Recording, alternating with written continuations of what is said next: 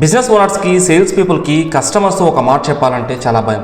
ఎందుకంటే ఆ మాట చెప్తే కన్ఫామ్గా సేల్స్ అనేది మిస్ అవుతుంది. కానీ అదే మాట కస్టమర్స్కి మీపైన ట్రస్ట్ని బిల్డ్ చేస్తుంది. ఏంటి ఆ మాట తెలుసా? సార్, ఈ ప్రోడక్ట్ మీకు సూటబుల్ అవ్వదు అని చెప్పడం. సపోజ్ మీరు ఒక మొబైల్ షాప్ రన్ చేస్తున్నారు. కస్టమర్ యొక్క రిక్వైర్మెంట్ ఏంటి అంటే కాల్స్, వాట్సాప్, యూట్యూబ్ అన్నది బేసిక్ రిక్వైర్మెంట్ అండ్ మొబైల్ కొంచెం బాగుండాలి అన్నది తన యొక్క రిక్వైర్మెంట్ అనమాట. మీ షాప్లో 75,000 రూపీస్ మొబైల్ ఉంది. కస్టమర్ కూడా ఈ మొబైల్ నాకు బాగుంటుందని అడుగుతున్నాడు.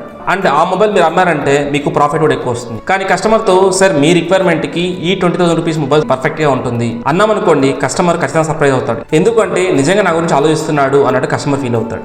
ఆ రోజు మీకు ప్రాఫిట్ తగ్గచ్చు. మేబీ 6 మంత్స్ తర్వాత అతనికి ఇంకో మొబైల్ కావాలి, ఆ ఫ్యామిలీకి ఇంకొక మొబైల్ కావాలి, ఆర్ వాళ్ళ ఫ్రెండ్స్కి ఎవరైనా మొబైల్ కావాలి అనుకోండి, ఖచ్చితంగా ఆ కస్టమర్కి మీరే గుర్తొస్తారు.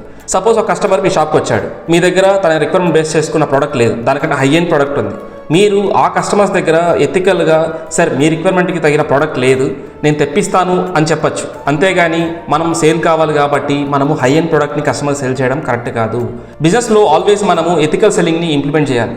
మనం గుర్తుపెట్టు కోసం ఒక విషయం ఏంటంటే బిజినెస్ సక్సెస్ అనేది ఒక సేల్ మీద డిపెండ్ అయ్యింది. Repeat customers, referrals and positive reputation ఇవన్నీ కూడా ఎథికల్ సెల్లింగ్ ద్వారా వస్తుంది.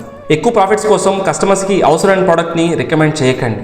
ఒక్కసారి కస్టమర్స్కి మీ పైన బ్యాడ్ ఒపీనియన్ క్రియేట్ అయితే తను 100 మంది చెప్తాడు. సపోజ్ మీ సర్వీస్ బాగుందనుకోండి, కస్టమర్ 10 మంది చెప్పడానికి టైం తీసుకుంటాడు. అదే మీ సర్వీస్ బాగాలేకపోతే జెట్ స్పీడ్లో కస్టమర్ మీ గురించి బ్యాడ్గా ఇన్ఫర్మేషన్ స్ప్రెడ్ చేస్తాడు. మనం గుర్తుపెట్టుకోవాల్సిన ఒక విషయం ఏంటంటే షార్ట్ టర్మ్ ప్రాఫిట్ని చేస్తే బిజినెస్ సేల్స్ పెరుగుతుంది.